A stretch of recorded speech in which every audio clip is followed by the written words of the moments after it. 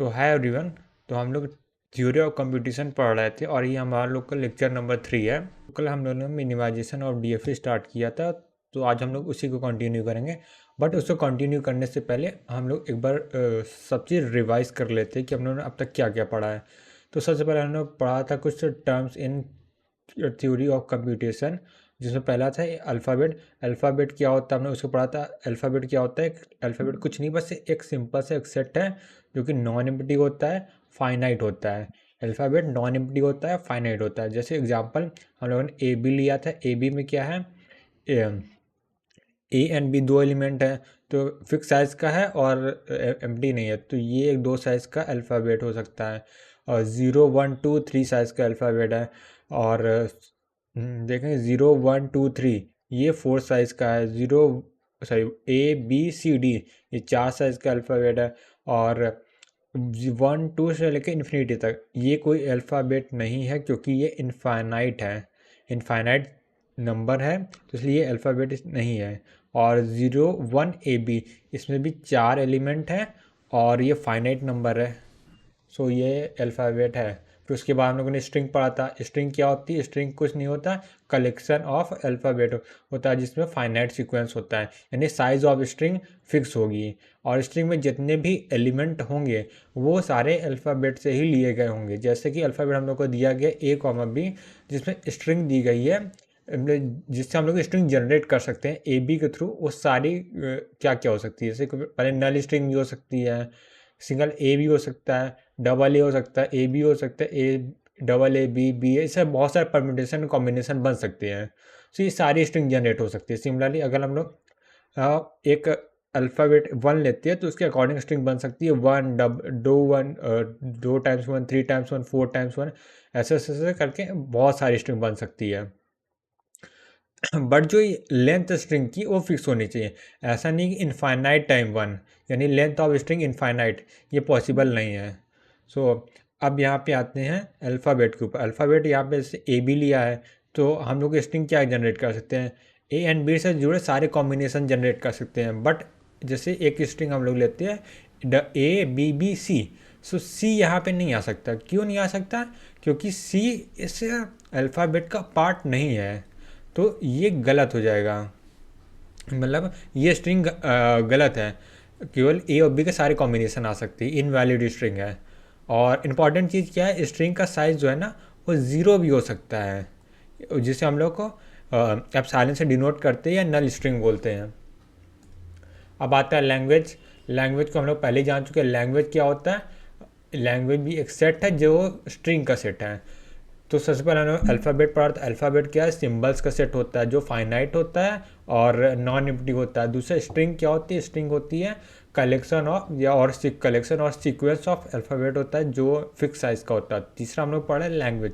Language क्या होती है? एनी सेट ऑफ स्ट्रिंग होता है ओवर द गिवन अल्फ़ाबेट, यानी कि जो हम लोग का गिवन अल्फ़ाबेट उसके थ्रू स्ट्रिंग बनाएंगे और जो मल्टीपल स्ट्रिंग है उसको हम लोग एक सेट पे रख देते हैं, तो वो लैंग्वेज कहलाती है। और लैंग्वेज का साइज़ जो है वो इन्फिनिटी भी हो सकता है, ज़ीरो भी हो सकता है और फिक्स्ड भी हो सकता है। कांस्टेंट भी हो सकता है, ज़ीरो भी हो सकता है, इन्फिनिटी भी हो सकता है। जैसे हम लोगों ने एक एग्जांपल लिया था, एक लैंग्वेज है A B B B B A चार, इसका लेंथ 4 है। और अगर हम इसमें देखें कौन कौन सी स्ट्रिंग है, तो स्ट्रिंग क्या क्या? ए बी एक स्ट्रिंग है, बी बी एक स्ट्रिंग है, बी एक स्ट्रिंग है, ए एक स्ट्रिंग है। और अल्फ़ाबेट की बात करें, अल्फ़ाबेट क्या है? ए और बी दो अल्फ़ाबेट से मिलकर सारी स्ट्रिंग बनी है और इन सारे स्ट्रिंग्स को लेके एक लैंग्वेज बनी हुई है। ये मैंने यहाँ पे जैसे लिखा हुआ है, लैंग्वेज क्या है? कलेक्शन ऑफ स्ट्रिंग होता है। अब आगे आते हैं, तो पहला एग्जांपल देखते हैं लैंग्वेज का। हम लोग मतलब कौन किस लैंग्वेज, टाइप ऑफ लैंग्वेज अब देखते हैं। सो पहला हम लोगों ने एग्जांपल लिया L equal to A single A, double A, triple A, 4 A N times A. So यहाँ पे लैंग्वेज जो है इनफाइनाइट नंबर ऑफ स्ट्रिंग का कलेक्शन है, सो इसे इनफाइनाइट लैंग्वेज बोलते हैं। अब यहाँ पे देखते हैं कि दूसरी लैंग्वेज लिया है। सो दूसरी लैंग्वेज जो है वो एम्प्टी सेट है। एम्प्टी सेट है तो उसे एम्प्टी लैंग्वेज बोलते हैं। और तीसरे वाले में ये एम्प्टी नहीं है, क्योंकि इसके अंदर एक सिंबल है जो एप्सिलॉन है और इस सेट का साइज 1 है। सो वन है, यानी ये फिक्स लेंथ की है, तो इसे फाइनाइट लैंग्वेज बोलते हैं क्योंकि इसका लेंथ जो है फाइनाइट है। और अगली स्ट्रिंग देखते हैं। सिमिलर केस में यहाँ पे एक सिंगलटन सेट है जिसके अंदर एक एलिमेंट ए है, और ये एलिमेंट एक स्ट्रिंग को डिनोट कर रहा है कि लैंग्वेज जो एक स्ट्रिंग है वो ए है, उसी का सेट है। सो ये भी फाइनाइट लैंग्वेज होगी। अब तीसरे वाला देखते हैं। इसमें क्या एप्सिलॉन है, ए है, डबल ए, बी, इस तरह की बहुत सारी है। तो इस तरह के इनफाइनाइट नंबर ऑफ एलिमेंट है, तो इनफाइनाइट लैंग्वेज से बोलेंगे। बट यहाँ पे एक स्पेशल केस है। यहाँ पे हम लोग देखिए तो ए और बी के सारे कॉम्बिनेशन इसके अंदर आते हैं। ए और बी के ज़ीरो एलिमेंट वाले कॉम्बिनेशन, यानी जिसमें ज़ीरो साइज़ है, वो वाली स्ट्रिंग भी आ रही है। दूसरी सिंगल साइज़ की स्ट्रिंग ए और बी हो सकती है, वो भी आ रही है। डबल साइज़ की जितनी सारी स्ट्रिंग है वो भी सारी आ रही हैं, तो इसे कंप्लीट लैंग्वेज बोलते हैं। और उसके बाद अगला आता है छठा क्वेश्चन। देखते हैं छठा क्वेश्चन में क्या है। ए की पावर एन, बी की पावर एन है। अब ए की पावर एन, बी की पावर एन, और कंडीशन क्या दी, N comma M greater or equal to zero. तो ये जो सेट है कि इनफाइनाइट सेट है। अब इनफाइनाइट सेट है तो इनफाइनाइट लैंग्वेज है। तो उसके बाद अगला आता है ए की पावर एन। ए की पावर एन में कंडीशन क्या दी है, एन जो होगा 1 से लेकर 10 के बीच में होगा। सो 1 से लेकर 10 के बीच में फाइनाइट नंबर है। फाइनाइट नंबर तो finite number of language generate करेगा। अब फाइनाइट नंबर लैंग्वेज जनरेट कर रहा है तो फाइनाइट लैंग्वेज है। अब नेक्स्ट आते हैं फाइनाइट ऑटोमेटा। अब यहाँ से हम लोग का मेन कोर्स स्टार्ट होता है क्योंकि हमने बेसिक कवर कर लिया था यहाँ तक। अब फाइनाइट ऑटोमेटा में क्या होता है, फाइनाइट नंबर स्टेट होंगे और फाइनाइट नंबर ऑफ ट्रांजिशन होंगे। और फाइनाइट ऑटोमेटा के हम लोग टाइप्स कल पढ़ लिए थे। तो टाइप्स में अगर देखें तो दो तरह के फाइनाइट ऑटोमेटा होते हैं। एक ऐसे ऑटोमेटा होते हैं जो इनपुट लेते हैं और बता देते हैं कि ये जो स्ट्रिंग आपने दिया है वो एक्सेप्ट है कि रिजेक्ट है। और दूसरी होती है कि वो लोग कुछ इनपुट लेंगे और उस पर कुछ प्रोसेस कर कुछ आउटपुट जनरेट करेंगे। सो यहाँ पे हम लोग का DFE आता है, NFE आता है, एप्सिलॉन NFE आता है, और यहाँ पे हम लोग का मिले मशीन और मूर मशीन आता है। अब आता है क्या होता है, DFA होता है। DFA में कितने सारे स्टेट जो होते हैं वो सारे इनपुट लेके एग्जैक्टली वन आउटपुट प्रोड्यूस करते हैं, यानी कि वन ट्रांजिशन हर स्टेट से होना चाहिए सारे इनपुट को लेकर। जैसे कि यहाँ पे Q0 है, Q0 ए लेके Q0 पे ही जा रहा है, Q0 बी लेके Q1 पे जा रहा है, क्योंकि ए और बी दो ही इनपुट है, यहाँ पे कोई तीसरा नहीं है। तो यहाँ पे Q0 ए से भी जो हो रहा है, Q0 का बी से कोई ट्रांजिशन हो रहा है, तो Q0 यहाँ पे ओके। फिर Q1 को देखते हैं, Q1 क्या कर रहा है, ए लेके जा रहा है पर बी लेके Q1 का कोई ट्रांजिशन नहीं है। जैसे यहाँ पे Q1 का ए लेके ट्रांजिशन है बट बी लेके नहीं है, सो ये DFA नहीं है। जहाँ पे तो Q0 एक लेके कहीं भी जा रहा है, बी इनपुट लेके भी आउटपुट प्रोड्यूस कर रहा है, बट Q1 जो ए लेके आउटपुट प्रोड्यूस कर रहा है बट बी लेके नहीं कर रहा, सो ये एक DFA नहीं है। सिमिलरली यहाँ पे भी देखेंगे तो यहाँ पे क्या है, जो Q1 है वो बी डबल बार प्रोड्यूस कर रहा है, यानी Q1 से लेके Q1 पे ही जा रहा है और Q0 पे जा रहा है, तो एक से ज़्यादा है, तो हम लोग एग्जैक्टली वन की कंडीशन भी फुलफिल करनी है। सो ये DFA ये भी नहीं होगा। नेक्स्ट देखते, फिर नेक्स्ट हम लोग ने देखा था Q0 है, Q0 ए लेके Q0 पे ही जा रहा है, Q0 बी लेके Q1 पे जा रहा था, यानी ए से भी ट्रांजिशन है, बी से भी ट्रांजिशन है, ठीक ओके है। Q1 का देखते, ए लेके Q1 पे ही जा रहा है तो ए का ट्रांजिशन हो गया Q1, बी लेके Q0 पे जा रहा है तो बी का सिंगल ट्रांजिशन, ए का भी सिंगल ट्रांजिशन है, यहाँ पे भी ए का है, यहाँ पे बी का, हर जगह ओके है, तो ये DFA है। सिमिलरली यहाँ पे देखिए Q0 का ए से भी सिंगल है, बी से भी सिंगल है, Q1 का भी ए से भी सिंगल है, बी से भी सिंगल है, तो ये भी DFA है। और यहाँ पे अगर DFA में देखेंगे तो यहाँ पे टोटल दो स्टेट दिखाया गया है, दो स्टेट। सो यहाँ पे स्टेट को हम लोग Q से डिनोट करते हैं, और Q इक्वल टू Q01, यानी Q क्या है, सेट ऑफ स्टेट है, और जो सेट है उसमें क्या है, जो स्टेट है वो रहेंगे Q0 और Q1, यहाँ पे हम दो ही स्टेट है। और जो सिग्मा क्या है, सिग्मा जो होता है इनपुट होता है, यानी अल्फ़ाबेट होता है, अल्फ़ाबेट ये है A एंड B है। सो जो ए और बी यहाँ पे भी दिख रहा है। Q0 क्या इनिशियल स्टेट है, यहाँ पे भी इनिशियल स्टेट Q0 है। नेक्स्ट आते हैं formal definition of DFA। DFA जो होता है 5 टपल से मिलकर बना होता है। Q0 हो गया, समेशन हो गया, Q0 हो गया, F हो गया, डेल्टा हो गया। Q0 क्या होता है, फाइनाइट सेट ऑफ स्टेट होता है, ये फाइनाइट होता है। सिग्मा क्या होता है, ये finite set of input symbol होता है। Q0 क्या होता है, इनिशियल स्टेट केवल एक हो सकता है, और F क्या होता है, F जो होता है final set of final state होता है। ये 0 भी हो सकता है, 1 भी हो सकता है, 2 भी हो सकता है, और जितने स्टेट हैं नंबर ऑफ स्टेट तक पूरा हो सकता है, क्योंकि नंबर ऑफ स्टेट से ज़्यादा कोई स्टेट नहीं है। तो जो जितने नंबर ऑफ स्टेट है उन्हीं में से कुछ फाइनल स्टेट बनेंगे। अब जो स्टेट ही ज़्यादा ओके, सो एफ की जो मैक्सिमम वैल्यू हो सकती है वो नंबर ऑफ स्टेट के इक्वल हो सकती है क्यू के। ओके, अब आते हैं ट्रांजिशन। ट्रांजिशन फंक्शन, एक ही डेल्टा क्या होता है, ट्रांजिशन फंक्शन डिनोट करता है। ट्रांजिशन फंक्शन क्या, क्यू सिग्मा से क्यू डिनोट कर रहा है। क्यू क्या, नंबर ऑफ स्टेट है, और सिग्मा क्या, इनपुट है। अगर हम यहाँ पे देखें तो ये हो रहा है हमारा स्टेट है, ये इनपुट है, और ये स्टेट है। तो ये डिनोट कर रहा है कि जितने भी स्टेट है वो हर एक इनपुट लेके एक स्टेट पे जा रहे हैं। अब आते हैं, अब हमने कुछ एग्जांपल देखा था, जैसे कि यहाँ पे जीरो फाइनल स्टेट है, यहाँ पे आप सब देख लो सिंगल स्टेट है, और ये एक डीएफ है, क्योंकि क्यू जीरो ए से भी ट्रांजिशन है, बी से भी, Q1 का भी ए से भी है, बी से भी है, जीरो फाइनल स्टेट। ये भी बिल्कुल सही डीएफ है, कोई दिक्कत नहीं है। इसमें भी देखते हैं Q0 का, देखते हैं ए से भी ट्रांजिशन है, बी से भी ट्रांजिशन है, Q1 का देखते हैं बी से भी है, ए से भी है। तो यहाँ पे भी डीएफए है, बट एक फाइनल स्टेट है, तो ये भी बिल्कुल सही, में कोई प्रॉब्लम नहीं है। कंस्ट्रक्शन ऑफ डीएफए हम लोगों ने देखा, कंस्ट्रक्शन ऑफ डीएफए बनाने से पहले हम लोगों को चेक करना पड़ेगा कि जो लैंग्वेज दी है उसका डीएफए बनाना पॉसिबल है कि नहीं। तो उसके हम लोग पहली कंडीशन पड़ी थी कि डिपेंडेंसी नहीं होनी चाहिए। अगर कहीं लैंग्वेज में वो डिपेंडेंसी दिख रही है तो उसका डीएफए बनाना पॉसिबल नहीं है। जैसे हम लोग पहली लैंग्वेज देखे ए की पावर में बी की पावर एन, और एन इज ग्रेटर देन 1 था, तो यहाँ जो नंबर ऑफ बी और नंबर ए पे डिपेंड करते हैं। सो यहाँ इसका डीएफए पॉसिबल नहीं होगा। अब यहाँ पे ए की पावर है, बी की पावर, एन और एम में कोई डिपेंडेंसी नहीं है, नंबर ऑफ बी कितने भी हो सकते हैं, नंबर ऑफ ए पे डिपेंड नहीं करेगा।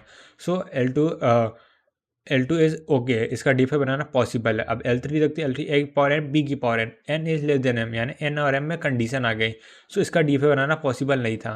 और ए की पावर एन, बी की पावर एन, ये भी सिंपल सा ही नहीं है, क्योंकि सेम केस ही है। और L5 को भी लोग देखा था, या जो सी था वो एन प्लस एम पे डिपेंडेंट था, सो इसका भी डीएफए बनाना पॉसिबल नहीं था। नेक्स्ट आते हैं, ए की पावर एन, बी की पावर एन है, और N is N comma N greater than equal to 1। So इसका हम लोग ऑलरेडी चेक कर दिया, डीफे बनाना पॉसिबल। अब डीफे बनाना कैसे है, डीफे बनाने के लिए हम लोग पहले इसको और एक्सपैंड करके लिखते हैं, जिससे हमें जनरल आइडिया हो सकता है। सो हम लोगों ने इसको एन की वैल्यू 1 1 रख के देखी, फिर 1 2 रख के देखी, बहुत से कॉम्बिनेशन करके हम लोग कुछ स्टेट बनाया था। सो यहाँ पे आता है ए की पावर ए, फिर इसको हम लोग थोड़ा सा जनरल टर्म लिखा था कि ए की पावर एन, बी की पावर एन, इस तरह करके लिखा था। फिर उसका हम लोगों ने डीफे बना लिया था, जिसमें 4 स्टेट आए थे। नेक्स्ट आते ये क्वेश्चन था, सेम ही क्वेश्चन है, बस एक कंडीशन चेंज है, एन की वैल्यू 0 है और एम की वैल्यू ग्रेटर है इक्वल टू 1 है। सो हम लोग सबसे छोटे स्ट्रिंग लिए, तो उससे थोड़ा सा बड़ी स्ट्रिंग, उससे भी थोड़ा सा बड़ी स्ट्रिंग लेने ट्राई करते गए। फिर हम लोग ये जनरल टर्म निकाला था, एक स्ट्रिंग बी और बी स्ट्रिंग, यानी कि सबसे छोटी स्ट्रिंग बी है। अब बी के पहले यहाँ पे हम देखा था, बी के पहले कितने भी ए आ सकते हैं। सो यहाँ पे बी के पहले हमने ए स्ट्रिंग लगा दिया था। अब बी के बाद एक बी अगर आ गया तो उसके बी के बाद भी कितने सारे बी आ सकते हैं। सो यहाँ से बी स्ट्रिंग भी लगा दिया था, तो उसका हमने डीएफए बना दिया था। तो पहले Q0 है, पहले सबसे छोटी स्ट्रिंग को देखा था, सबसे छोटी बी है Q0, बी लेके बी फाइनल स्टेट चला गया। अब बी आने के बाद कितने सारे बी आ सकते हैं, तो यहाँ पे लूप लगा दिया। अभी हम ए को चेक करते हैं, ए को चेक करते Q0 ए का सेल्फ लूप है, क्योंकि बी के पहले कितने सारे हैं कोई दिक्कत नहीं है। अब बी के बाद अगर ए आता है डेड स्टेट, अभी डेड स्टेट क्यों बनाया, क्योंकि हमें डीएफए कंस्ट्रक्ट करना था। ओके, अब नेक्स्ट पेज पे चलते हैं। अब नेक्स्ट क्वेश्चन में हम लोग ए की पावर 2 की पावर 2n, ए की पावर 2n। अब N is greater than or equal to 1 है। सो यहाँ पे अगर हम लोग देखेंगे तो इसका हम लोग पहले एक्सपैंड करके लिख लिया, ए स्क्वायर ए की पावर ए की पावर, फिर 6 इसके बाद ए की पावर 8 आता है। तो यहाँ पे हम लोग देखा कॉमन डिफरेंस ए स्क्वायर है, और फिर इसका हम डीएफए बनाने के लिए हम लोगों ने क्या किया, सबसे पहले Q0 लिया, तो Q0 को ए से इनपुट कर, ए के बाद Q2 पे जाकर फाइनल कर दिया था। अब हम लोग चेक किया था कि इसका कॉमन डिफरेंस ए स्क्वायर, यानी कि हर हर अल्टरनेट टर्म में जो ए आएगा उससे एक्सेप्ट होगा, यानी Q0 के बाद अगर पहला ए आता है तो एक्सेप्ट नहीं होगा, Q2 को उसके दूसरा ए आता है तो एक्सेप्ट हो जाएगा। जैसे कि यहाँ Q2 एक्सेप्ट हुआ, उसके बाद Q3 आया तो एक्सेप्ट नहीं होगा, और Q4 आया तो एक्सेप्ट हो जाएगा। सो हम लोगों ने ये डीएफए बनाए थे, में 3 स्टेट की ज़रूरत थी। अब यहाँ पे इंपॉर्टेंट चीज़ आता है कि किसी भी डीएफए को बनाने के लिए कॉमन डिफरेंस ज़रूरी है। अगर कॉमन डिफरेंस नहीं है तो कोई DFA नहीं बनेगा। जैसे यहाँ पे a की पावर 2 की पावर n है, तो यहाँ पे कोई कॉमन डिफरेंस नहीं है, a² मिल रहा था, a की पावर 4 a की पावर, तो इसका DFA बनाना पॉसिबल नहीं था। फिर उसके बाद हम लोगों ने पढ़ा था कि तो हम लोगों ने इससे कंक्लूड किया था कि DFA को बनाने से पहले हमको दो चीज़ चेक करना इंपॉर्टेंट है, डिपेंडेंसी नहीं होनी चाहिए, कॉमन डिफरेंस होना चाहिए। अब रेगुलर लैंग्वेज क्या, रेगुलर लैंग्वेज वो लैंग्वेज है उसका DFA बनता है, तो उसमें से हम लोग पहला क्वेश्चन दिखा था a की पावर n की पावर n, यहाँ पे हम लोगों को कोई कॉमन डिफरेंस नहीं मिल रहा था, सो इसका DFA बनाना पॉसिबल नहीं था। a की पावर p था, p क्या था, प्राइम नंबर था। अब प्राइम नंबर में भी कोई पैटर्न नहीं होता, कोई कॉमन डिफरेंस नहीं होता, तो इसका भी DFA बनाना पॉसिबल नहीं था। अब a की पावर k था, k इज ऑड नंबर, तो हमने उसको जनरल लिख के देखा, तो यहाँ पे a² कॉमन डिफरेंस मिल रहा था, तो यानी कि एक रेगुलर लैंग्वेज है, इसका DFA पॉसिबल था। फिर उसके बाद हम लोगों ने अभी तक लैंग्वेज से DFA बनाना सीख लिया था, अब लोग DFA से लैंग्वेज बनाना सीखे थे। और फिर उसमें पहला क्वेश्चन हम लोग ले गया, तो उसमें कुछ ऐसा डायग्राम दिया था, हम लोग को ऑप्शन दिया था कि इनमें से कौन सा ऑप्शन सही है, तो था कि स्टार्टिंग विथ BB। अब डबल बी से स्टार्टिंग, यानी हम लोग जितनी भी स्ट्रिंग है डबल बी से स्टार्ट हो रही है, वो इस लैंग्वेज, इस ऑटोमेटा को एक्सेप्ट करेगी, यानी इस DFA में एक्सेप्ट हो गए। पर हम लोगों ने देखा कि ए से भी स्टार्ट हो रही है, सो ये ऑप्शन गलत हो गया।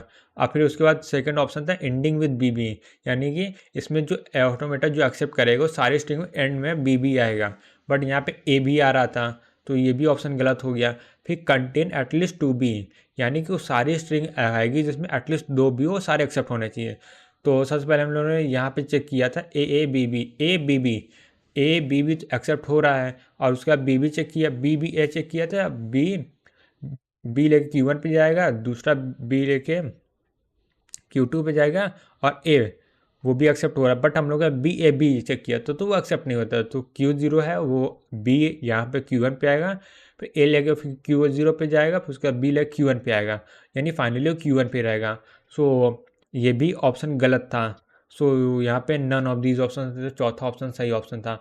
और फिर उसके बाद अगला क्वेश्चन हम लोग के लिए फिर से कुछ डायग्राम दिया था, तो सिमिलरली वैसे ही क्वेश्चन था। तो यहाँ पे पहला था स्टार्टिंग विद 0 0, अब 0 0 से स्टार्टिंग हो रही है, तो बट हम लोगों ने देखा था कि Q0 पे 1 का लूप है, तो 1 से भी स्टार्ट होगा तो भी कोई दिक्कत नहीं है, लैंग्वेज एक्सेप्ट हो जाएगी।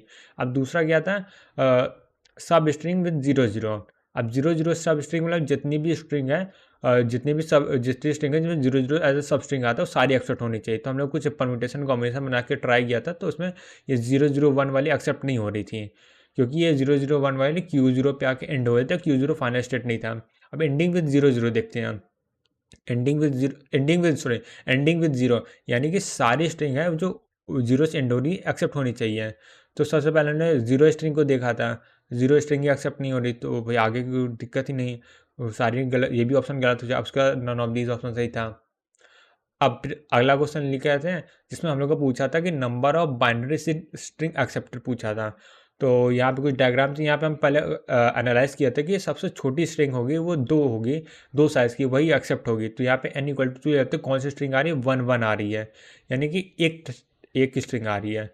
n=3 लेते हैं तो 1 1 0 भी हो सकता है, 1 1 1 भी हो सकता है, तो यहाँ टोटल 2 स्ट्रिंग आ रही थी। n की वैल्यू अगर हमने 4 ले लिया था, तो यहाँ पे 1 1 1 0 0 1 1, यानी कि टोटल यहाँ पे 2 × 2 यानी 4 पॉसिबिलिटी है। n=5 के लिए 1 1, फिर उसका 3 जगह 2 2 2 2 पॉसिबिलिटी, फिर हम लोग जनरलाइज करके लिखा था n के लिए, तो 1 1 × 2 × 2 2 n-2 टाइम्स हो जाएगा। So number of binary string 2 की पावर n-2, और n की वैल्यू हम लोग जैसे देखा तो 2 या 2 से ज़्यादा ही होगी, 0 1 n की वैल्यू हो नहीं सकती है। सो यहाँ पे ये C option is the right answer. अगला कल हम लोगों ने जो पढ़ा था वो यहाँ से पढ़ा था, मिनिमाइजेशन ऑफ DFA। अब DFA को मिनिमाइज करने के लिए हम लोग को पहले कुछ टर्म्स जानने होंगे कि अगर ओके, सो हम लोगों ने कल मिनिमाइजेशन और DFA यहाँ से हम लोग स्टार्ट किया था। तो यहाँ पे हम लोगों ने देखा था कि फॉर एन गिवन लैंग्वेज, जो कि रेगुलर लैंग्वेज, क्योंकि DFA जो है रेगुलर लैंग्वेज का ही बनाया जाता है। So many DFA is possible but only one minimal DFA exist. तो मिनिमाइजेशन का यूज़ क्या है, मिनिमाइजेशन का यूज़ ये है कि DFA अगर हम किसी लैंग्वेज को बनाते हैं मल्टीपल हो सकते हैं, सब अपनी तरह से DFA बनाते हैं, बट अगर हम लोग एक मिनिमल DFA बनाते हैं तो मिनिमल DFA सिर्फ एक होगा। कंप्लीट लैंग्वेज के फिर उसके बाद हम लोग देखा कंप्लीट लैंग्वेज के बाद ऐसी लैंग्वेज, ऐसा DFA जो होता है जो जिनके सारे स्टेट फाइनल स्टेट हों और इट एक्सेप्ट कंप्लीट लैंग्वेज। यानी कि जैसे हम लोग पहले भी एग्जांपल देख चुके हैं जिसमें ऐसे ए और बी के सारे कॉम्बिनेशन आ रहे हैं, वो सारे एक्सेप्ट हो रहे हैं। वैसे ही अगर हम डीएफए का टर्म्स में बात करें तो ऐसा डीएफए जिसमें सारे स्टेट जो होते हैं फाइनल लैंग्वेज होते हैं वो कंप्लीट लैंग्वेज को एक्सेप्ट करते हैं। नो फाइनल स्टेट, कोई जीरो फाइनल स्टेट हो तो ऐसे डीएफए को एम्प्टी लैंग्वेज, ऐसे डीएफए जो होते हैं एम्प्टी लैंग्वेज एक्सेप्ट करते हैं। अगर सारे स्टेट जो है फाइनल स्टेट हो तो कंप्लीट लैंग्वेज एक्सेप्ट करता है डीएफए। अगर एक भी स्टेट फाइनल स्टेट नहीं है तो एम्प्टी लैंग्वेज एक्सेप्ट करता है।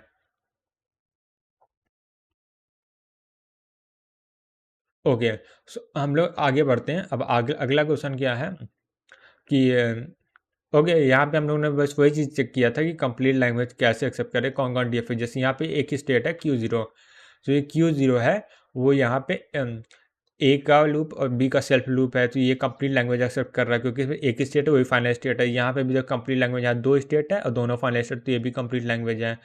तो अब मिनिमाइजेशन अब यहाँ से स्टार्ट होता है। तो मिनिमाइजेशन के लिए हम लोगों ने कुछ एल्गोरिथम बनाई थी, मतलब एल्गोरिथम देखे थे जिसमें था एक से स्टेट इक्विवेलेंस एल्गोरिथम। हम लोग इसी एल्गोरिथम को यूज़ करके डीएफए को मिनिमाइज़ करेंगे। सो यहाँ पे एक और इम्पॉर्टेंट चीज़ हम लोग डिस्कस किया था कि जो डीएफए है उसको मैथमेटिकल टर्म में भी बनाया जा सकता है। जैसे यहाँ पे हम लोग देख रहे हैं क्यू जीरो जो है वो ए लेके क्यू वन पे जा रहा है, तो हम लोग इसी को ट्रांजिशन लिया था कि हम लोग डेल्टा का ये वाला साइन बनाया था, और डेल्टा जो था वो क्यू जीरो को ले क्यू जीरो स्टेट में ए है और वहाँ से ए लेकर क्यू वन पे जा रहा है, तो उसको इस तरह लिखा जाता है और ये डेल्टा को ट्रांजिशन सिंबल बोलते हैं। ओके, फिर उसके बाद हम लोगों ने पढ़ा स्टेट इक्विवेलेंस स्टेट। अब स्टेट इक्विवेलेंस, ओके, सो उसके बाद हम लोगों ने पढ़ा था स्टेट इक्विवेलेंस क्या होता है। अब स्टेट इक्विवेलेंस का ऐसा कुछ हार्ड कॉन्सेप्ट कुछ भी नहीं है। इसे कहने का मतलब ये है कि अगर हम लोग पास क्यू वन क्यू टू दो स्टेट हैं और सेट टू बी इक्विवेलेंट, वो दो आपस में इक्विवेलेंस होगी तब, जबकि क्यू वन जो है एक्स लेके और क्यू टू भी एक्स लेके किसी न किसी स्टेट पे जाएगी, या तो फाइनल स्टेट होगा या नॉन फाइनल होगा। ये चीज़ ऑलरेडी हम लोग जानते हैं कि अगर कोई दो स्टेट है एक इनपुट सिंबल लेके या तो फाइनल पे जाएगा या तो नॉन फाइनल पे जाएगा। सिंपल सा वही चीज़ यहाँ पे लिखा हुआ है स्टेट इक्विवेलेंस में। और फिर उसके बाद स्टेप ऑफ मिनिमाइजेशन देते हैं। स्टेप ऑफ मिनिमाइजेशन सबसे पहले आता है एलिमिनेट करें इनएक्सेसिबल स्टेट, यानी जो फालतू की क्लास है, फालतू का जो स्टेट है जहाँ पे हम लोग जा भी नहीं सकते, उसको कोई यूज़ भी नहीं है, तो उनको एलिमिनेट करना है। हमने कल क्वेश्चन देखा था कि ये हम लोगों ने कुछ डायग्राम दिया था और डायग्राम से हम लोग को डायग्राम सॉरी डीएफए लिया था, इस डीएफए को हम लोग को मिनिमाइज़ करना था। सो सबसे पहले का स्टेप क्या था, इनएक्सेसिबल स्टेट। इनएक्सेसिबल स्टेट जी था। जी कैसे था, क्योंकि जी में भी कोई भी इनकमिंग एरो नहीं थी। सो ये इसको हम लोग रिमूव कर दिया था जी को। फिर उसके बाद हम लोगों ने ट्रांजिशन टेबल बनाया। ट्रांजिशन टेबल बनाने के हम लोगों ने वहाँ पे फाइनल स्टेट को सर्कल से डिनोट कर दिया था और इनिशियल स्टेट को ऐसे एरो से डिनोट कर दिया था। ओके, सो उसी ट्रांजिशन टेबल का यहाँ पे मैंने बना दिया था। फिर उसके बाद स्टेप टू आता है। अब स्टेप टू में क्या होता है, इसके अंदर मल्टीपल फेजेस होते हैं। जैसे फर्स्ट फेज है, फर्स्ट फेज में क्या है, जो नॉन फाइनल स्टेट है उसको एक ब्रैकेट, इसको एक सेट में लिखना है और फाइनल स्टेट को एक सेट में लिखना है। अब उसके बाद जो फेज़ टू आता है, अब फेज़ टू में को सॉल्व करने से पहले दिमाग में फेज़ वन रखना है। तो अब यहाँ पे चेक करना है फेज़ वन में, जैसे फेज़ वन में अभी थ्री एलिमेंट है ए बी एंड एफ, ये दोनों आपस में इक्विवेलेंस है कि नहीं। अब चेक करते हैं, जैसे ए और बी को चेक करते हैं। तो ए और बी अगर देखेंगे तो ए और बी जो है ज़ीरो लेके एक बी पे जा रहा है एक ए पे जा रहा है। तो जो फेज़ टू पे है तो हम लोग फेज़ वन को चेक करें, तो फेज़ वन में जो ए और बी है वो दोनों एक ही सेट के अंदर होने चाहिए। तो यहाँ पे ए और बी एक ही सेट में है। सो ए और बी आपस में इक्विवेलेंस है, यानी ए इक्वल टू बी हो गया है। अब ए इक्वल बी और तो हम लोग को एफ को भी चेक करना है कि एफ जो है ए और बी की इक्विवेलेंस है कि नहीं। तो ए और बी तो इक्वल है, तो उन दोनों में से किसी और एक को भी ले सकते हैं और एफ को चेक करते हैं। सो हम लोग बी और एफ को अगर चेक करें, सो बी और एफ में चेक करते हैं। सो बी जो है ज़ीरो लेके ए पर जा रहा है और एफ ज़ीरो लेके एफ पे जा रहा है। सो अगर ये चेक कर ए एंड एफ तो इक्विवेलेंस है, बट हम लोग को वन पे भी चेक करना है। अब बी जो है वन लेके डी पे जा रहा है और एफ जो वन लेके एफ पे जा रहा है। सो डी एंड एफ दोनों अलग अलग स्टेट में है फेज वन में। एफ जो है सेट वन में है, डी सेट टू में है। सो एफ इक्विवेलेंस नहीं है। जब इक्विवेलेंस नहीं है तो उसको अलग सेट में बना दिया। तो उसके बाद देखा डी ई सी को सिमिलरली, सो डी ई सी आपस में इक्विवेलेंस था तो उनको ऑलरेडी एक सेट में रखा। फिर मैंने फेज 3 स्टार्ट किया। फेज 3 में फेज 2 को दिमाग में रखेंगे, फेज 2 के अकॉर्डिंग चेक करेंगे। फेज 2 को भी हम लोग सिमिलरली वे में चेक किया तो सेम ही आउटपुट आया जो फेज 3 का। अब जब दो आउटपुट सेम आ जाते हैं वहीं पर हम लोग रुक जाना है। सो यहाँ पे जितने भी सेट हैं अभी हम लोग पास, वही हम लोग का मिनिमम नंबर ऑफ स्टेट हो जाता है। तो उसके अकॉर्डिंग हम लोग ने डीएफए बना लिया। बट हम लोग जो क्वेश्चन पूछा था कि नंबर ऑफ स्टेट कितने होंगे इसको मिनिमाइजेशन करने के बाद। सो मिनिमाइजेशन करने में हम लोग का 3 स्टेट आता है। नेक्स्ट क्वेश्चन, अब नेक्स्ट क्वेश्चन भी सिमिलरली हम लोग को ये डायग्राम दिया गया तो उसको मिनिमाइज करना था। सिमिलरली ये थर्ड क्वेश्चन में सॉल्व किया था, मिनिमाइज करना था। फिर उसके बाद एक कॉन्सेप्ट आया था कॉम्प्लीमेंट ऑफ डीएफए। अब डीएफए का कॉम्प्लीमेंट क्या है, बहुत ईजी होता है, नॉन फाइनल को फाइनल बना दो बस, और फाइनल को नॉन फाइनल बना दो, यही कंडीशन होती है। जैसे यहाँ पे Q0 है, Q1 है, बाकी सब कुछ सेम रखा है, बस हम लोगों ने Q0 को फाइनल यहाँ बना दिया, Q1 को नॉन फाइनल बना दिया। यहाँ पे क्या था, Q0 जो नॉन फाइनल था, Q1 फाइनल था, बस वही है। और यहाँ पे जो डीएफए जो होगा, अगर यहाँ पे एल लैंग्वेज जो एक्सेप्ट कर रहा था तो यहाँ पे कॉम्प्लीमेंट ऑफ एल एक्सेप्ट करेगा।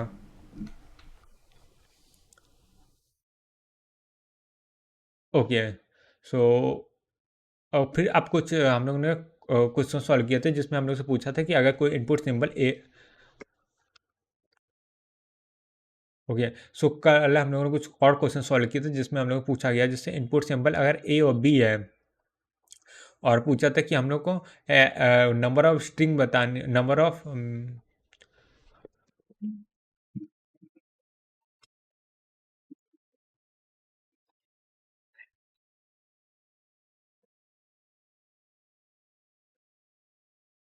ओके, सो कल हम लोगों ने कुछ क्वेश्चन सॉल्व किया था जिसमें हम लोग को पूछा था कि अगर जो इनपुट अल्फ़ाबेट है ए कॉमा बी है, सो हम लोग का मिनिमम नंबर ऑफ स्टेट बताने थे जिससे कि डीएफए को जनरेट किया जा सके। और जो जनरेट डीएफए जो बनाएंगे वो 4 लेंथ का स्ट्रिंग जनरेट करना चाहिए।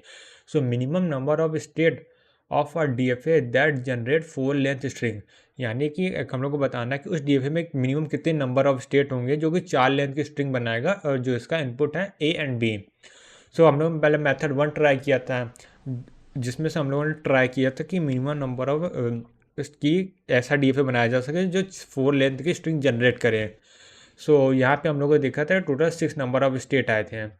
बट एक मेथड 2 होता है जो फॉर्मूला या कॉन्सेप्ट होता है, जिसमें अगर एग्जैक्टली पूछा है तो उसके लिए n+2 डायरेक्ट आंसर होता है। जैसे यहाँ पे लेंथ ऑफ स्ट्रिंग एग्जैक्टली 4 है, यानी n=4, तो n+1 n+2 = 6 आएगा। सो नंबर ऑफ स्टेट कितने हो जाएगा, 6 हो जाएंगे यहाँ पे। और ये n+2 यहाँ पे, तो यहाँ पर डीएफए सॉरी एक डेड स्टेट आता है डायग्राम में, अगर चेक करेंगे तो ये डेड स्टेट आता है, इसलिए n+2 हो जाता है। फिर अब आते हैं एटलीस्ट केस है, सिमिलर क्वेश्चन आएगा, बस ये पूछा गया जो लेंथ है वो एटलीस्ट 4 होनी चाहिए। एटलीस्ट के केस में n+1 होता है, और जैसे यहाँ पे क्वेश्चन पूछा है एटलीस्ट 4 होना चाहिए, तो यहाँ पे 5 आंसर आएगा।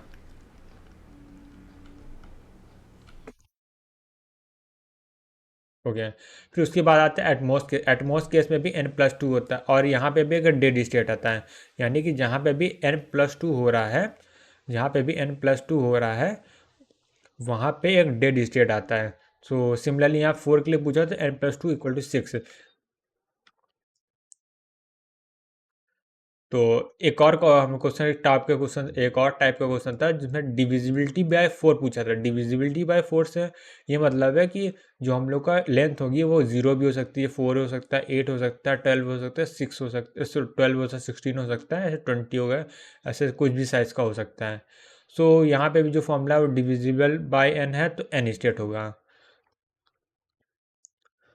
सो हम लोगों ने जितने फॉर्मूले हम लोग पढ़े थे वो एक जगह हम लोग समराइज कर लिया था। अगर एग्जैक्टली n पूछे तो n+2 करना है, एटलीस्ट पूछे तो n+1 करना है, डिविजिबल बाय n पूछे तो n है, और एटमोस्ट n पूछे तो n+2 है।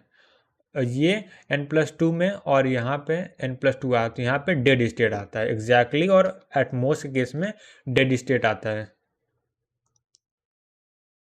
फिर हम लोग कुछ क्वेश्चन सॉल्व किया था, जैसे नंबर ऑफ एज जो है वो एग्जैक्टली 5 है, तो यहाँ पे भी एग्जैक्टली पूछा है। n+2 7 है। यहाँ पे नंबर ऑफ एज पूछे या लेंथ पूछे सेम आएगा, नंबर ऑफ स्टेट सेम हो गए। तो यहाँ पे एग्जैक्टली 5 है तो n+2 = 7 है। यहाँ पे भी एग्जैक्टली 2 है तो 2+2 = 4 हो जाएगा। यहाँ पे क्या डिविजिबल बाय 3 है तो डिविजिबल बाय 3 डायरेक्ट n हो जाता है तो वहाँ पे 3 हो जाएगा। Not divisible bye 4, not divisible bye मतलब कॉम्प्लीमेंट है, जो डिविजिबल बाय का कॉम्प्लीमेंट हो जाएगा। तो कॉम्प्लीमेंट में क्या होता है, नॉन फाइनल जो होता है फाइनल बन जाता है, फाइनल जो है नॉन फाइनल बन जाता है। बट इससे हम लोग का नंबर ऑफ स्टेट नहीं चेंज होता, नंबर ऑफ स्टेट तो सेम ही रहेगा। सो सेम, इसका भी आंसर 4 है तो डायरेक्ट n हो जाएगा। ओके, अब आगे बढ़ते हैं। कुछ इस तरह के क्वेश्चन भी आते हैं जिसमें हम लोग को प्रोडक्शन ऑफ डीएफए कंडीशन दिया होता है। जैसे हम लोग पहले सिंगल सिंगल पढ़ रहे थे, अब हम लोग का एंड और करके दो कंडीशन को एक साथ मर्ज कर देगा। इससे भी ज़्यादा भी हो सकती है। जैसे यहाँ अगर यहाँ पे पहला क्वेश्चन देखा है तो ए इज डिविजिबल बाय 3 हो and B is divisible by 3, दोनों होना चाहिए, दोनों के सेटिस्फाई करना चाहिए। तो इसका सिंपल सा रूल ये है, सबसे पहले हाफ हाफ सॉल्व करते हैं और दोनों को आपस में मल्टीप्लाई कर देते हैं। तो सबसे पहले ए है डिविजिबल बाय 3, डिविजिबल बाय 3 का डायरेक्ट यहाँ पे 3 आ जाएगा। एंड है तो यहाँ पे मल्टीप्लाई कर देंगे। अब B is divisible by 3, divisible by 3, so यहाँ पे भी 3 है, सो यहाँ पे टोटल 9 आ जाएगा। और फिर अगला क्वेश्चन है number of A is divisible by 2 and number of B is divisible by 3। So similar question है, सिमिलर ही क्वेश्चन है। यहाँ पे 2 आ जाएगा एंड तो एंड डिविजिबल बाय 3 तो उसका 3 आ जाएगा, टोटल मिला के 6 आ जाएगा। अगला देख number of A is divisible by 2 and be at least 3 है।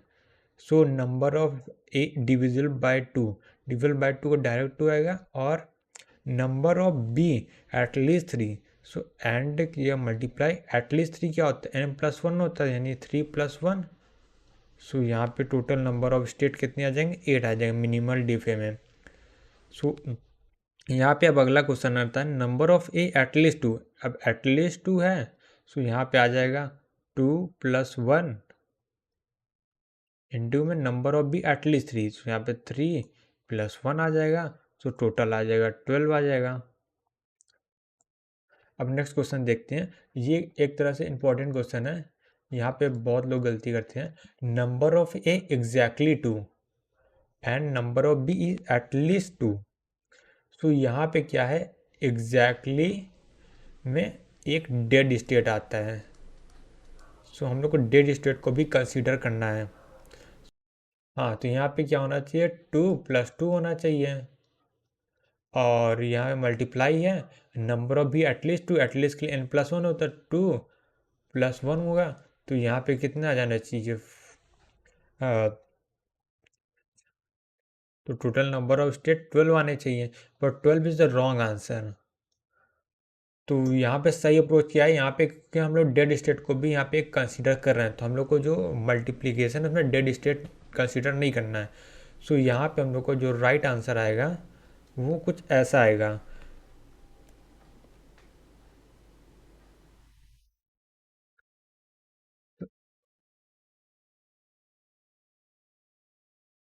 तो नंबर ऑफ एग्जैक्टली 2 है तो यहाँ पे n2+1 कर दिए, एक डेड स्टेट को हम लोग हटा दिए हैं। मल्टीप्लाई एटलीस्ट में कोई डेड स्टेट नहीं आता तो ये सेम ही रहेगा। सो यहाँ पे इक्वल कर दिया तो यानी 3 × 3 यानी टोटल 9 आ जाएगा। और लास्ट में +1 डेड स्टेट का हम लोग का ऐड करेंगे क्योंकि डेड स्टेट डीएफए बनाने के लिए इंपॉर्टेंट है। टोटल नंबर ऑफ स्टेट 10 हो जाएंगे, 12 नहीं 10 राइट आंसर है। फिर A at most 3 and B exactly 3।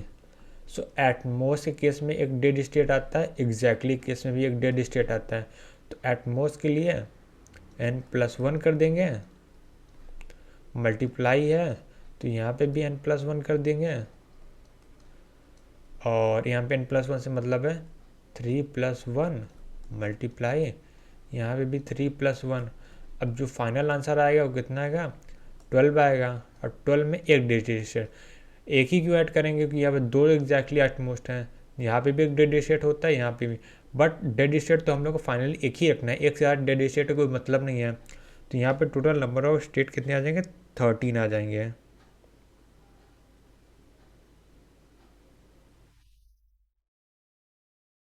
Wait wait wait, सो इसमें कैलकुलेशन ओके, तो यहाँ पे 3+1, यहाँ पे भी 3+1 है। सो यहाँ पे दो डेड स्टेट, बट हम लोग डेड स्टेट एक ही कंसीडर करेंगे, क्योंकि दो डेड स्टेट का कोई मतलब नहीं होता, एक डेड स्टेट से ही हम लोग काम हो जाएगा। तो यहाँ पे 3+1 4, 4 4 16, और ये एक 17, 16 प्लस ये 1, और ये हो जाएगा 17। सो अब अगला क्वेश्चन देखिए, number of A not divisible by two. So not का यूज़ करके खाली इसका कॉम्प्लीमेंट ही ले सकते हैं। Complement number of state same ही हो जाएगा, number of divisible by two two ही रहेगा। And B exactly three, exactly three क्या होता है, एग्जैक्टली केस में n+2 होता है। सो यहाँ पे n+2 3+2 होना चाहिए, बट हम लोग एक डिजिट हटा देंगे यहाँ पे, तो ये 3+2 -1 हो जाएगा। तो यहाँ पे 8 आ जाएगा। अब 8+1 भी करेंगे डेड स्टेट लगाने के लिए, तो यहाँ टोटल 9 आ जाएगा। हो गया। फिर अगला क्वेश्चन आता है, नंबर ऑफ जीरोज जो हैं वो एग्जैक्टली 4 है। एग्जैक्टली केस पे डेड स्टेट है, तो डेड स्टेट हटा के 4+2, और एक डेड स्टेट हटा देंगे, यहाँ -1 हो जाएगा। एंड है तो मल्टीप्लाई कर देंगे। 1 एग्जैक्टली 2 के केस में भी एक डेड स्टेट आता है। सो यहाँ पे आ जाएगा 2+2 -1, और आंसर कितना आ जाएगा, ये 5। यहाँ से आ जाएगा 3, 15, लास्ट में डेड स्टेट ऐड करना इंपॉर्टेंट है, यहाँ पे आ जाएगा 16। हम लोग का 16 राइट आंसर है।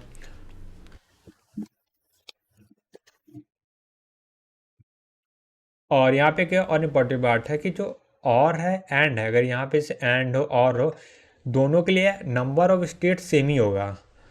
केवल फर्क ये होता है जो फाइनल स्टेट होती है वो चेंज हो जाती है, और के लिए कुछ दूसरी होगी और एंड के लिए दूसरी होगी, बट नंबर ऑफ स्टेट हम लोग का सेम ही होगा।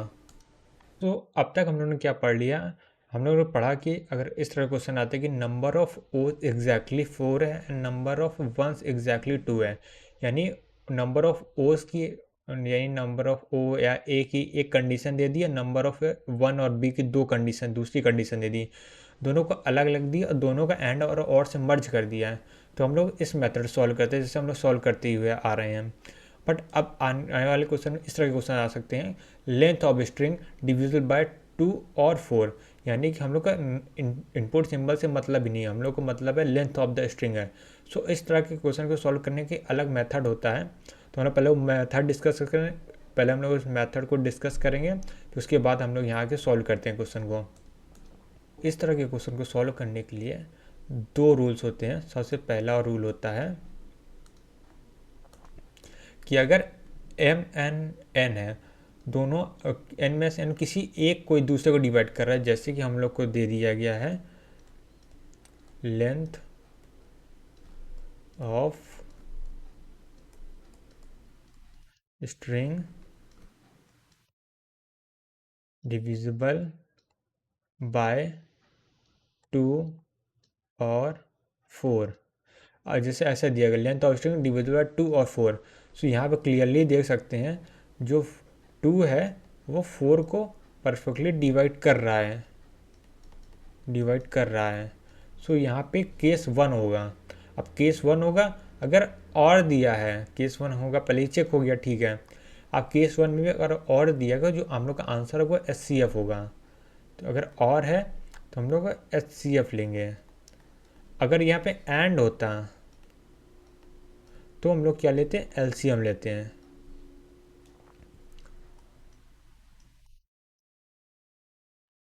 अगर जैसे हम लोग को नंबर अगर ऐसे दिए गए हैं, फॉर एग्जांपल 2 और 3 दे दिया गया है, 2 और 3 दे दिया गया है, तो एक नंबर दूसरे नंबर को डिवाइड नहीं कर रहा, तो हम लोग ये सेकंड केस पे आएंगे। तो सेकंड केस में, तो हम लोग उसके बाद सेकंड केस में, और सेकंड केस में कुछ भी आया सीधा LCM लगा देना है। तो हम लोग इसको एक बार फिर से समराइज़ कर देते हैं। अगर जो हम लोग को नंबर्स दिए गए हैं वो आपस में एक दूसरे को डिवाइड कर रहे हैं, मतलब कोई भी एक नंबर दूसरे नंबर को डिवाइड कर रहा है, तो एंड है तो LCM लगाएंगे, और है तो HCF लगा देंगे। बट अगर वो दोनों आपस में डिवाइड नहीं कर रहे तो हम लोग कुछ दिमाग नहीं लगाना, LCM लगा देना, दोनों का आंसर आ जाएगा। अब कैसे लगाना वो हम लोग क्वेश्चन में देखते हैं। तो यहाँ पे पहला क्वेश्चन है,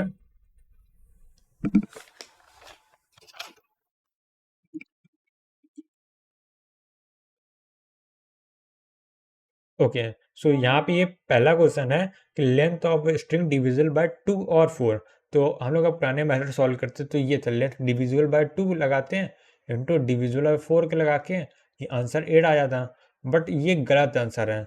इसका सही आंसर है, हम लोग चेक करते हैं यहाँ पे कि क्या ये दोनों एक दूसरे डिवाइड कर रहे हैं कि नहीं। यानी हम क्लियरली देख सकते हैं जो नंबर 2 है और 4 को क्लियरली डिवाइड कर रहा है, डिवाइड्स। तो यहाँ पे केस 1 आएगा। अब केस 1 के अंदर यहाँ पे हम लोग चेक करना है और आएगा कि एंड आएगा। केस 1 के अंदर यहाँ पे और है, यहाँ क्लियरली देख सकते हैं कि और है। अब जहाँ पे और आ गया तो और आने के बाद हम लोग क्या लगाना है, यहाँ पे HCF लगाना है, HCF ऑफ 2,4।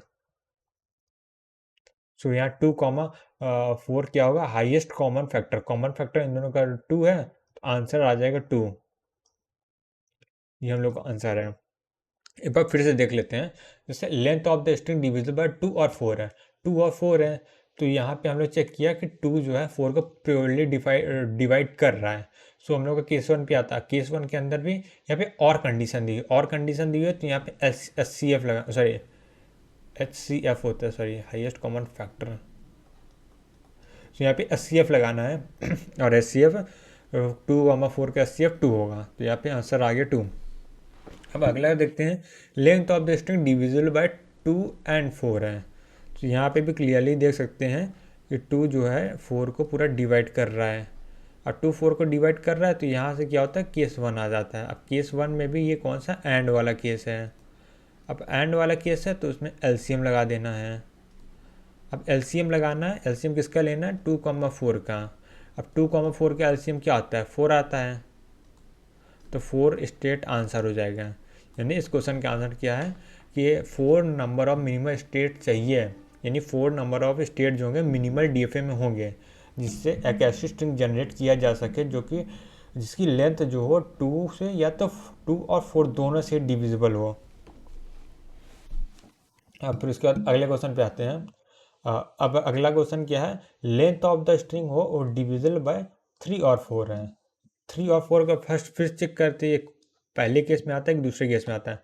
तो 3 और 4 है, तो 3 और 4 को क्या प्योरली डिवाइड कर रहा है, नॉट डिवाइड।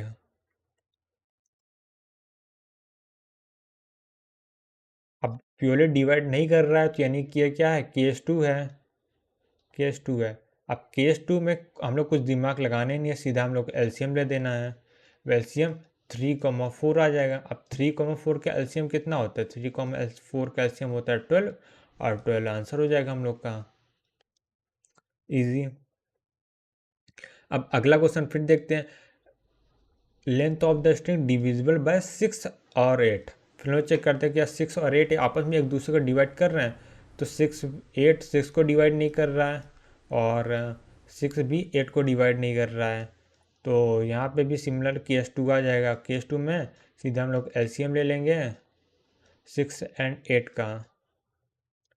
तो यहाँ पे टोटल कितने आ जाएंगे, टोटल आ जाएगा 6 एंड का 8 का 24 LCM आ जाएगा। सो अब अगला क्वेश्चन देखते हैं, number of is divisible by 6, number of बीस डिविजिबल बाय 8। सो अगर हम लोग चेक करें तो ये जो कंडीशन दी है A पे दी गई है और B पे, दोनों अलग अलग दी गई और उसको एंड करके मर्ज कर दिया गया है। सो हम लोग उसको पुराने मेथड सॉल्व कर सकते हैं, पुराने मेथड सॉल्व कर सकते हैं। तो यहाँ पे आ जाए number of A's divisible by 6, तो डिविजिबल बाय 6 का डायरेक्ट 6 हो जाता है और एंड है तो मल्टीप्लाई कर देते हैं, नंबर ऑफ डिविजिबल बाय 8 आ जाएगा। तो यहाँ 48 आंसर आ जाएगा इसका।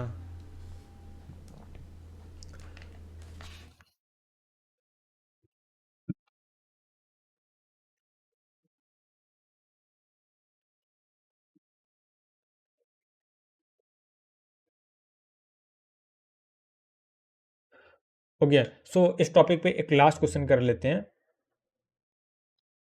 जिसमें कि हम लोग का लेंथ ऑफ स्ट्रिंग दिया गया, लेंथ ऑफ स्ट्रिंग पूछा गया है, वो जो होगी divisible by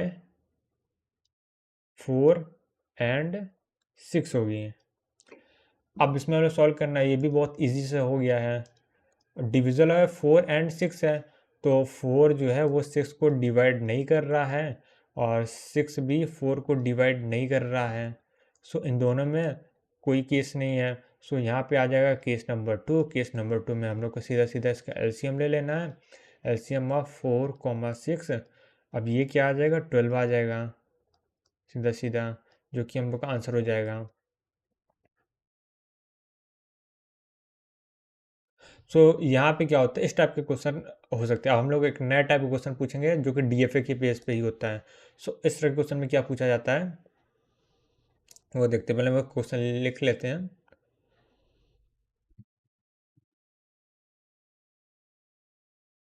okay, so question ये है कि हम लोग को मिनिमम डीएफए बताना है। मिनिमल मिनिमल डीएफए, यहाँ पे हम लोग को इनपुट सिंबल्स दिए गए हैं A, B, और कहा गया है जो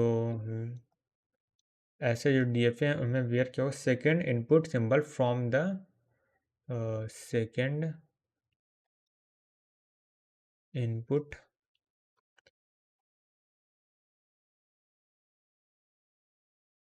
symbol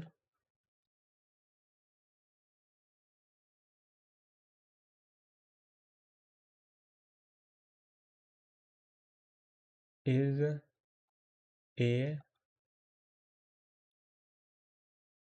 from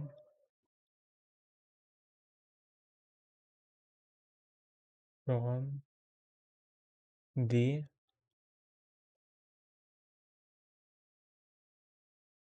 right hand side. Okay, so question ये दिया गया है कि हम लोग को एक मिनिमल डीएफए बनाना है जिसमें इनपुट सिंबल ए बी होंगे और जो सेकेंड इनपुट है from the right hand side, second वो ए होना चाहिए। तो इसको सॉल्व करते हैं। सिंपल से हम लोग को जो इंस्ट्रक्शन दिए गए हैं सिर्फ उसी को फॉलो करना है। तो हम लोग को क्या बनाना है, एक डीएफए बनाना है जिसमें सेकेंड इनपुट जो होगा राइट हैंड, अगर हम लोग ये लेते हैं कि यहाँ पे स्ट्रिंग ख़त्म हो रही है तो यहाँ पे फर्स्ट पोजीशन होगा, यहाँ पे सेकंड पोजीशन होगा। तो ये जो जैसे यहाँ पे अगर राइट हैंड साइड से फर्स्ट पोजीशन, ये सेकंड पोजीशन आ जाएगी, ये थर्ड पोजीशन आ जाएगी। सो जो सेकंड पोजीशन है ए होना चाहिए। ओके, सो ये यहाँ तक क्लियर हो गया। अब अगला देखते हैं। तो हम लोग को डीफे बनाने ए के बाद कुछ भी आ सकता है, देखा जाए यहाँ पे तो ए के बाद यहाँ पे ए भी आ सकता है, यहाँ पे बी भी आ सकता है। ए के पहले कुछ है इससे हम लोग कुछ लेना देना नहीं है। इस क्वेश्चन हम लोग ए के लेफ्ट हैंड साइड में कुछ नहीं बताया, खाली हम लोग ये बोला कि सेकेंड नंबर पे यहाँ पे ए आना चाहिए। सो यहाँ पे ए की पावर एन हो सकता है, यहाँ बी की पावर भी एन हो सकता है, यानी एन नंबर ऑफ बीज आ सकते हैं, कुछ भी नहीं कहा जा सकता। सो बस अब इसका हम लोग अगर इसको लैंग्वेज फॉर्म में पहले लिख लेते हैं, इजी हो जाएगा बनाने के लिए।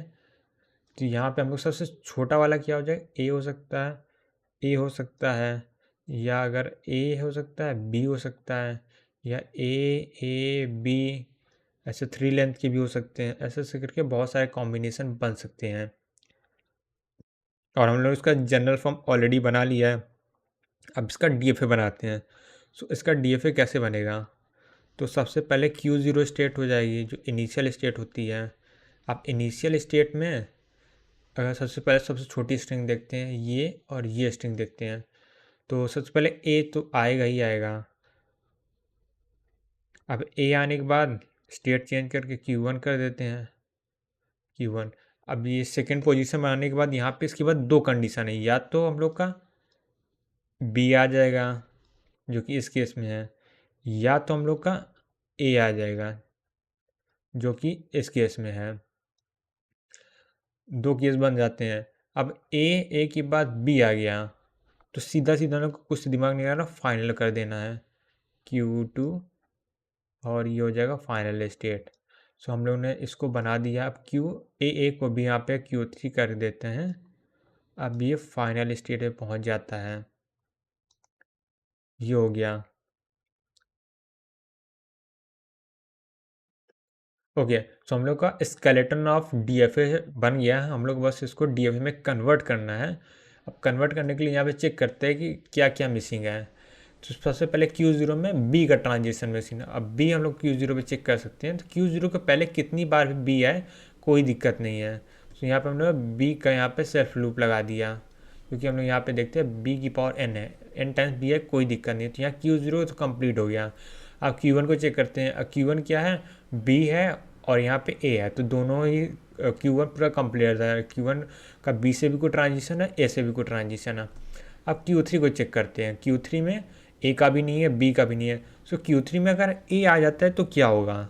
सो अगर Q3 में ए आ जाता है तो हम लोग का स्ट्रिंग बन जाएगा, एक यहाँ पे लिख देता, Q3 में अगर हम लोग का ए आ जाता है तो हम लोग का स्ट्रिंग बन जाएगा ए बन जाएगा, ए बन जाएगा। तो ये भी जो स्ट्रिंग एक्सेप्ट होगी ही होगी।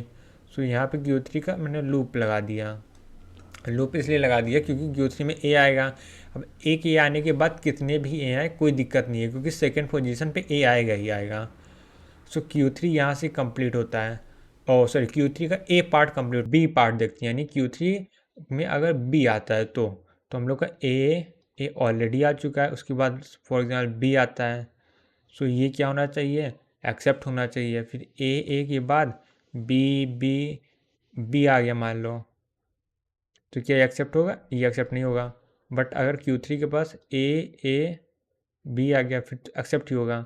सो बी आने पर कहाँ पे एक्सेप्ट हो रहा है, बी आने पर यहाँ पे एक्सेप्ट हो रहा है, क्योंकि Q1 से बी लेके एक्सेप्ट हो ही रहा है। तो यहाँ पे हमने बी का ट्रांजिशन लगा दिया कि ए आने के बाद अगर बी आएगा तो Q2 पे जाएगा।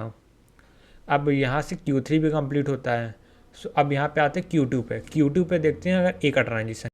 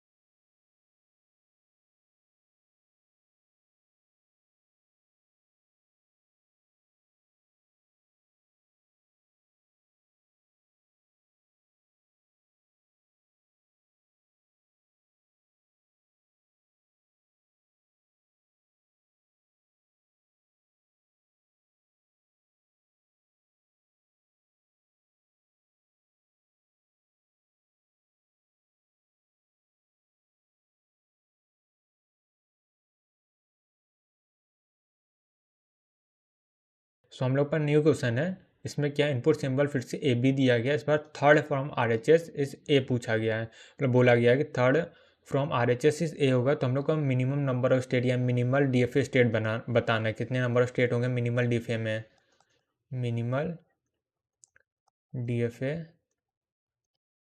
स्टेट्स। सो ये हम लोग को पूछा गया है, तो अब हम इसको सॉल्व करते हैं। अगर लोग पुराने मेथड सॉल्व करें तो यहाँ पे क्या हो जाएगा, third from right hand side, यानी हम लोग 1 2 3, अगर ये फर्स्ट पोजीशन है, ये सेकंड पोजीशन है, तो ये थर्ड पोजीशन है, यहाँ पे ए है, तो ए के पहले कितने सारे भी ए की पावर एन बी की पावर एन, कितने नंबर ऑफ बी आए ए आए से फ़र्क नहीं पड़ता। अब उसके पहले यहाँ पे ए भी आ सकता है, यहाँ पे बी भी आ सकता है, यहाँ पे भी ए आ सकता है, यहाँ पे बी आ सकता है, ऐसे बहुत सारे केसेस बन जाएंगे। तो एक ये मेथड है कि अब इसका डायग्राम बना के सॉल्व कर सकते। एक मेथड जो था वो 2 की पावर एन डायरेक्ट फॉर्मूला था, तो अब इसके हिसाब से यहाँ पे एन इक्वल टू 3 दिया है, तो यहाँ कितना आ जाएगा 2 की power 3 which is equal to कितने आ जाएंगे, 2 की पावर 3 8 आ जाएगा, तो 8 स्टेट हो जाएंगे। अभी 8 स्टेट का डीएफए बनाना बहुत ज़्यादा कॉम्प्लेक्स हो जाता है, तो ये फ़ायदे होते हैं फॉर्मूला पता होने से, ये सब शॉर्टकट ट्रिक के रूप में यूज़ हो जाता है। अब यहाँ पे हम लोग का डीएफए ख़त्म होता है, मतलब डीएफए को अब आगे पढ़ने के लिए हम लोग को एनएफए की भी ज़रूरत पड़ेगी, तो यहाँ पे हम लोग एनएफए पढ़ेंगे, फिर उसके बाद एनएफए से डीएफए कन्वर्जन, फिर एप्सिलॉन एनएफए होगा, एप्सिलॉन एनएफए से डीएफए कन्वर्जन, डीएफए फिर मिनिमाइजेशन, तो ऑलरेडी हम लोग पढ़ चुके हैं। तो कई बार में क्वेश्चन ऐसे एनएफए पे भी आता है। तो इससे कुछ की पॉइंट्स हैं। सबसे पहले इसका कंस्ट्रक्शन इजी है,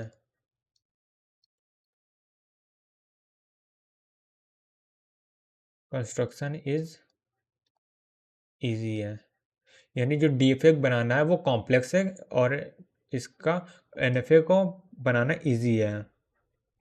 और यहाँ पे एक बहुत ज़्यादा पॉपुलर लाइन है कि ऑल डीएफए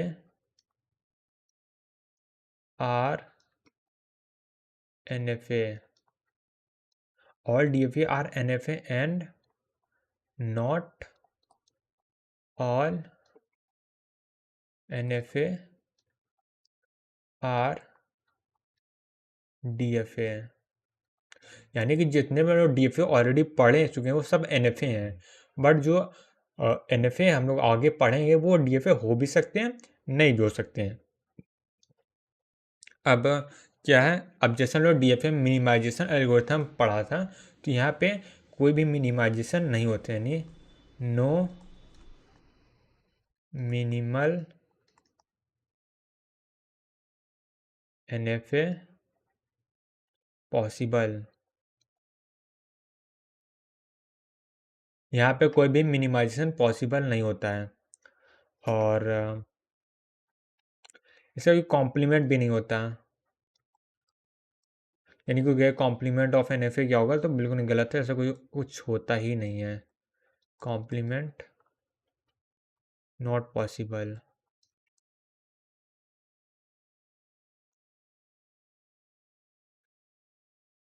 हम लोग अगला देखते हैं। तो अभी हम लोगों ने यहाँ पे कुछ फ़ायदे देख लिए एन एफ ए के, एक डिसएडवांटेज भी है कि इसमें क्या होगा, लैंग्वेज को डिटेक्शन, लैंग्वेज को डिटेक्ट करना बहुत ज़्यादा मुश्किल हो जाएगा। जैसे डी एन एफ ए का लैंग्वेज क्या है, डी एफ ए का तो हम लोग ईजी रिकोगनाइज कर सकते हैं कि यहाँ पे ए की पावर एन है, ए की पावर 2n है, या ए प्लस बी है, ऐसा करके सारे कॉम्बिनेशन चेक कर सकते हैं, बट एन एफ ए में थोड़ा सा मुश्किल होता है।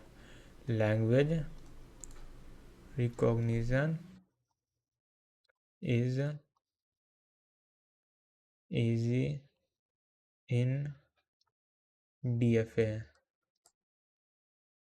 डी एफ ए में लैंग्वेज का रिकॉग्निशन ईजी है।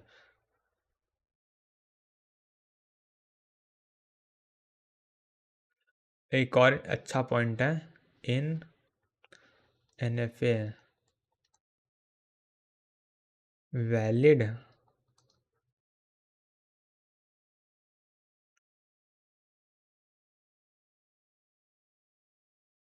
वैलिड स्ट्रिंग, तो कहने का मतलब ये है कि इन N F A valid string में also hold in non final state, यानी कि जो हम लोग को इनपुट स्ट्रिंग मिलती है, जैसे एन डी एफ ए में क्या होता था कि जितनी भी स्ट्रिंग है अगर फाइनल तक पहुंच रही हैं तभी वो एक्सेप्ट होती है, बट एन एफ ए में क्या होता है जो वैलिड स्ट्रिंग है जिस वो भी नॉन फाइनल स्टेट में आकर रुक सकती हैं।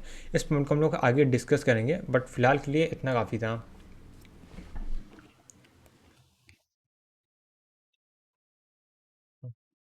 वैसे एक पॉइंट और है यहाँ पे, इन N F A minimum one final state should exist, यानी कम से कम एक स्टेट फाइनल होना ही होना है एनएफए में, अगर नहीं है तो वह एनएफए नहीं है। अब एनएफए पहले डिफिनेशन देख लेते हैं।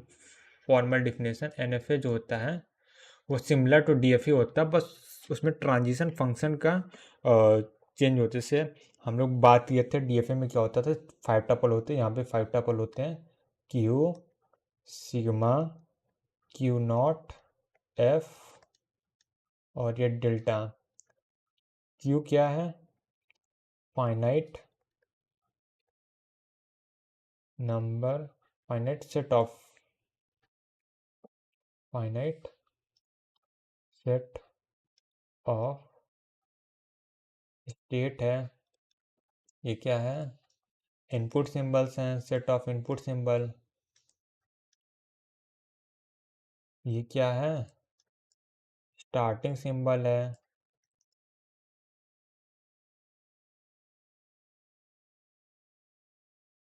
अब यहाँ से एफ क्या होता है, set of final state. Update delta क्या होता है, ट्रांजिशन फंक्शन। ये होता है, तो यहाँ पे डेल्टा की जो डेफिनेशन होती है वो ये होती है, Q cross sigma equal to 2 की पावर क्यू। ठीक है, सो ये एन में होता है। और अगर हम लोग डी की बात करें, डी में होता है Q cross sigma equal to Q, यानी डी है। अब यहाँ पे 2 की पावर क्यू है, यहाँ पे क्यू है, तो यहाँ 2 की पावर क्यू क्या बोलते हैं हम लोग को ये बता रहा है कि यहाँ पे दो ऑप्शन होते हैं हम लोग के पास, या तो वो स्टेट पे जाएगा या तो नहीं जाएगा। और यानी Q cross sigma equal to Q में वो 100% ट्रांजिशन होगा ही, यानी कि हर एक सिंबल लेके एक एक आउटपुट पे जाएगा। पर एन में ज़रूरी नहीं है हर एक सिंबल लेके आउटपुट लेके जाएगा, जरूरी नहीं है, यानी वो सिंबल लेके जा भी सकते हैं, नहीं भी जा सकता है। तो हम लोग अब डायरेक्ट क्वेश्चन से स्टार्ट करते हैं। सो एक क्वेश्चन है हम लोग के पास, ये है each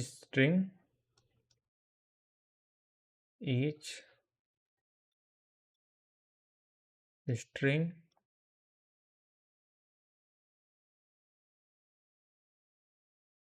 starting and ending with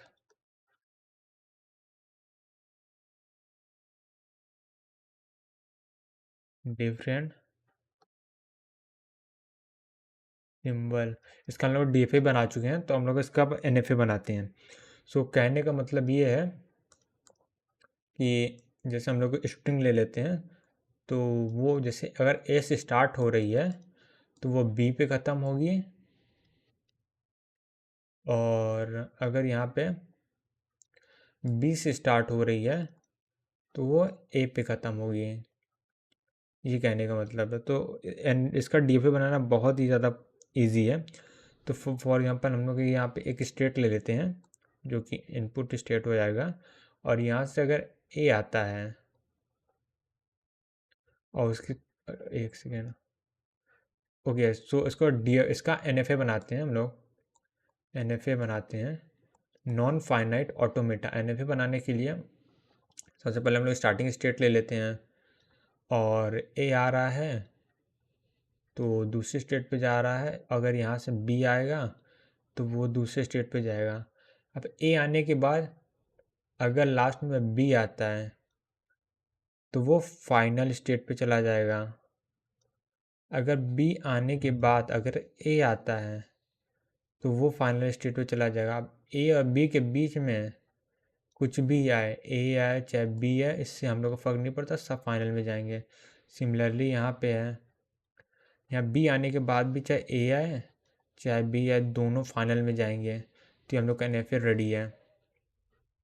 easy. अब हम लोग क्या कुछ दिमाग नहीं लगाना, जैसे यहाँ पे हम लोग देखेंगे ए और बी के सारे ट्रांजिशन भी। अगर यहाँ पे इसे देख चेक करेंगे, इसमें क्या है, ए का भी कोई ट्रांजिशन नहीं है, बी का भी कोई ट्रांजिशन नहीं है, तो हम लोग को यहाँ पे डेड स्टेट की कोई ज़रूरत नहीं होती है, क्योंकि एन में ज़रूरी नहीं कि हर इनपुट सिंबल लेके एक आउटपुट प्रोड्यूस हो या कोई ट्रांजिशन हो। विदाउट ट्रांजिशन के भी एन बन जाएगा।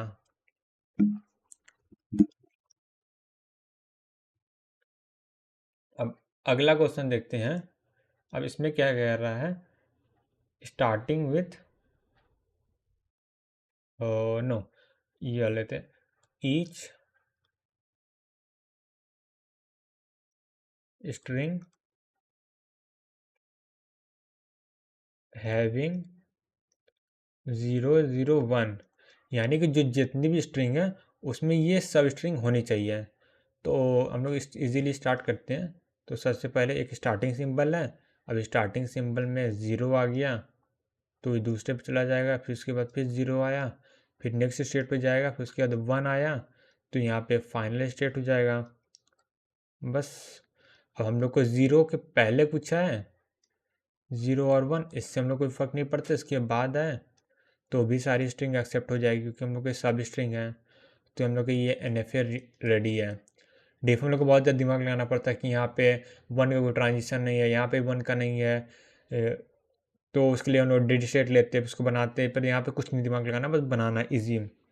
फिर उसके बाद तो यहाँ पे एन का बेसिक अंडरस्टैंडिंग कंप्लीट होता है।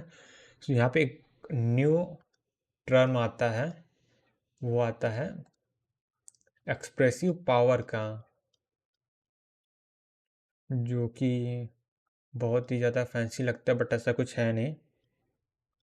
एक्सप्रेसिव पावर, इसको हम लोग को बस इतना अंडरस्टैंड करना है, ये जो होता है वो शो करता है, it shows the number of language accepted by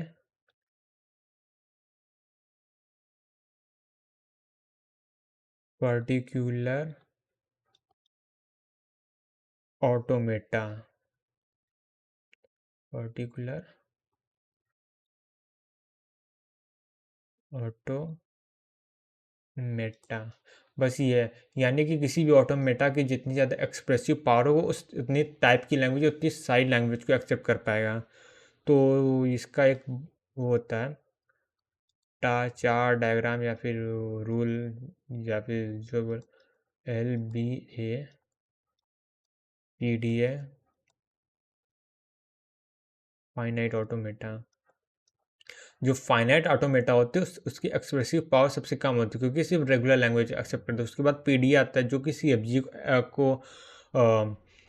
को एक्सेप्ट करता है। उसके बाद एलबीए आता है, जिसका हम लोग को बहुत ज़्यादा इंपॉर्टेंस नहीं, क्योंकि हम लोग कोर्स का पार्ट नहीं। फिर उसके बाद ट्यूनिंग मशीन है। ट्यूनिंग मशीन सबसे ज़्यादा पावरफुल होता है, जो कि बहुत सारी लैंग्वेज, जो मेजॉरिटी ऑफ लैंग्वेज एक्सेप्ट कर लेता है ट्यूनिंग मशीन। तो फिर उसके अगला पॉइंट आता है एक्सप्रेसिव पावर की बात करें। अगर एक्सप्रेसिव पावर की बात करें तो N F A equal to D F A, यानी कि दोनों की एक्सप्रेसिव पावर सेम होती हैं। और इसका एक और मतलब होता है कि सारे एन एफ ए को हम लोग डी एफ ए में कन्वर्ट कर सकते हैं, और सारे डी एफ ए जो एन एफ ए ऑलरेडी होता ही है। और एक इम्पॉर्टेंट पॉइंट है जो कि बाद में आएगा, एक्सप्रेसिव पावर जो है वो NPDA ज़्यादा होती है DPDA की। ये अभी NPDA क्या है, PDA क्या है, सब हम लोग आगे पढ़ेंगे। और एक और टर्म लिख लेते हैं, जो DTA ट्यूनिंग मशीन है वो इक्वल होता है N ट्यूनिंग मशीन के। अभी डी ट्यूनिंग मशीन का और N ट्यूनिंग मशीन ये भी हम लोग आगे पढ़ेंगे, बट अभी लिख लेते हैं ताकि बाद में अंडरस्टैंडिंग हो जाएगी। तो अब आते हैं NFA टू DFA कन्वर्जन में। NFA to DFA। सो ये टॉपिक अब हम लोग नेक्स्ट वीडियो में कंटिन्यू करेंगे। तो आज के लिए इतना ही, मिलते हैं नेक्स्ट वीडियो में।